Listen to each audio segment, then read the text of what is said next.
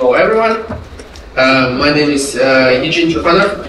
I manage hyper-casual studio from Hyperlong, and almost all the time we covered the development cost of our studio from our games revenue. So why it matters?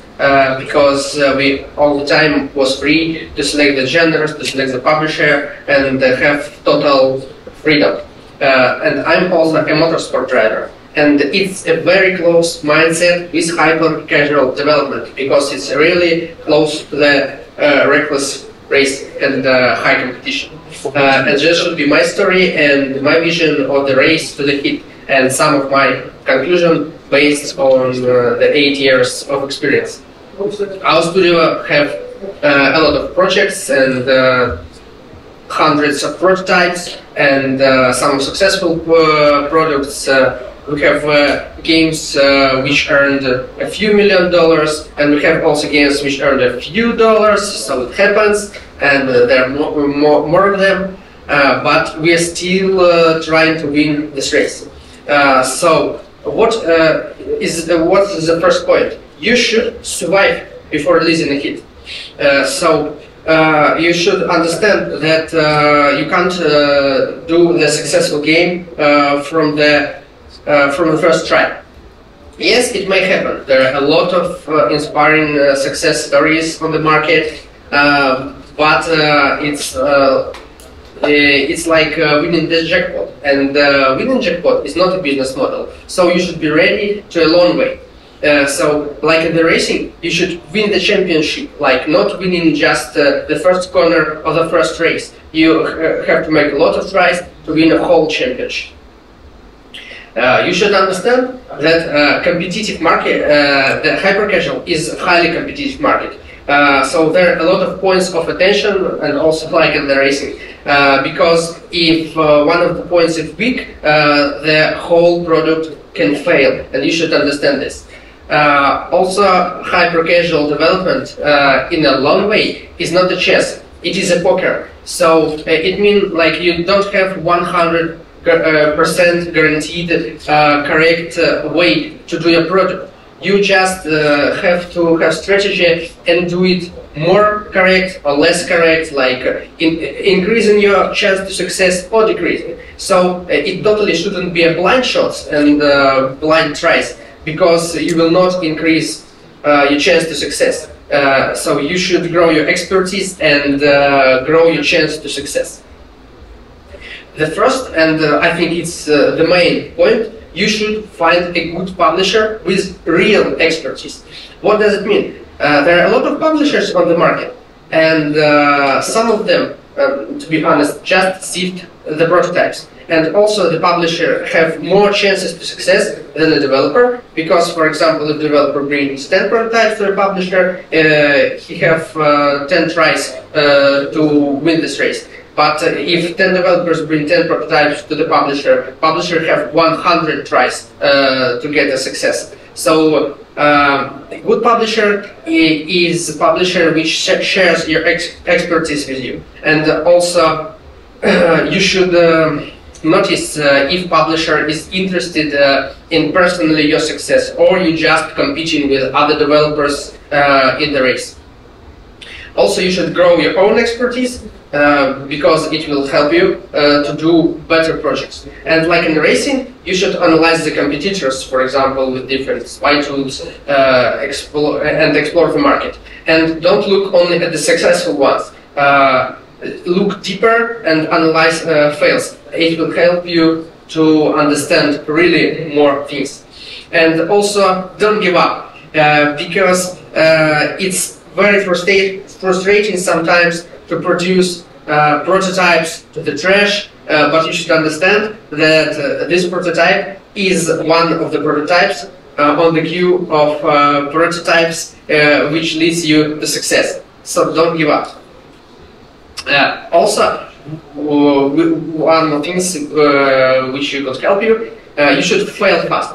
You should be ready to kill at any stage, at any cost. Because every day you should move forward and increase your chance of success on the timeline. So your time is a higher value than finishing a successful game.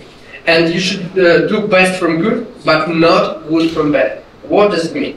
If you have promising prototype after test, you should nail it, you should release it, and you should make better game from this good prototype. But if you have bad prototype, if you love it, or if you invested a lot of time and money on it, don't try to make something good from it, because it decreases your chance to success. Of course, there are a lot of stories on the market where really studios and publishers made good from bad. But I think, based on my experience, it just decreases your chance to success, and you should move forward.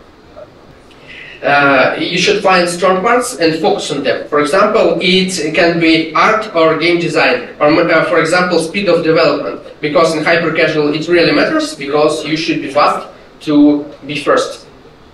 And also be in touch with all new things like generative AI, for example. If you ask me, do we use it? I said no, not yet. But you should catch an eye on all new possibilities of the tools of the market, to use things if it will be possible, if it will be useful for you. And also you may have a different success rate, and it depends on your expertise. And the higher your expertise, the higher is your success rate. While you don't have a hit, you can also grow the value of your business and keep moving forward. You should grow your expertise, and you should be open to being on the same page. You should be open with your team, with your publishers, with your investors, because efficiency is the key. And when you are on the same page, and when you are open with each other, you move in the same direction, you understand the problems in early stages, and it will help you to increase your chance to success. Also, grow quality. Every game should be better than the previous one, and if you accumulate your experience from every prototype, so you will build a value of your studio. And then, for example, if it will be hard to survive to your hit, it can help you to find investors, find publishers, or to find your winning product earlier. And also, you should ask the right questions and be with the right people. What I mean, you should don't be shy to criticize your own project, because the market will criticize it very tough. So you will be honest with you and with your team, and all the time ask, is it fun? Is it eye-catching? Is it a good game? And it will help you to be more effective and increase chance to success. Expertise matters, but it doesn't give guaranteed success. If it could be possible, publishers will be able to develop cheap games and earn 100% of revenue by publishing their own successful projects one by one. But it's not possible, because product development is still the hardest and most unpredictable part of the business. For example, also a lot of experts who sell their expertise, who sell courses, secrets of how to. And I believe that they really know the best practices, but product development is still the most unpredictable part of the business, and you can't be sure even if you are the best expert on the market. So, what is my conclusions? It will be a long way while you have a successful game. So you need to survive this time. And you need to grow your own expertise and find great partners with great expertise to build good products. Because success is inevitable, but can't be immediate. Thank you for listening. Question? Yeah.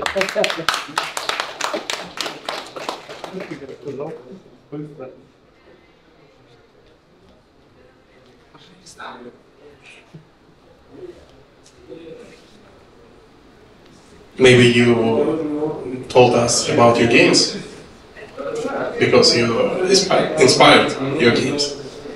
Tell about our games? Yes. Yes, there are some successful ones. You can check them on the second slide, like 242 and Ninja Battle and Elevator 13. So we published the games with Crazy Labs, you can see games, and some other publishers. But this 8 years wait takes a lot of time and a lot of prototypes, but there are really few really successful games. Of course, there are a lot of stories like we are with buddies, made our first game from the first try and earned a lot of millions of dollars, but it's like winning a jackpot. So hyper-casual development is really hard, and you need to survive a long time while you develop a real hit. Thank you. No? Somebody? Oh, yeah, okay. Right. Thanks for your speech. What is for casual free-to-play games, what is the good vertical slice of a game that I can bring to a publisher? Is it necessary to have a monetization implemented or not? I understand the question, thank you. I think the main point of working with publisher, like, don't be shy. Try to tell them just first pitch which you have in just your head. So the earlier you tell about your game is better. Like the most earlier stage, even if there is no game, like on the idea, because publishers also could share with you their experience. And for example, publisher can say, you guys, we tested 10 the same games and no one was successful. Try other direction. We believe on some other genre. So if you want to go with a casual game, also the publisher, you must show it as earlier as possible. And also, I think don't be shy to work with with different publishers and collect the opinions, because you also could find the publisher and maybe the persons with the same mindset with you, with whom you could work and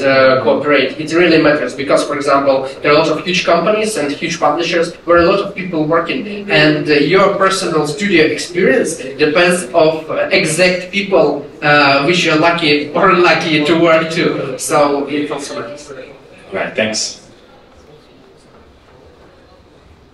Okay, thank you, Eugene, very much for the presentation. Thank you, everyone, for your attention for this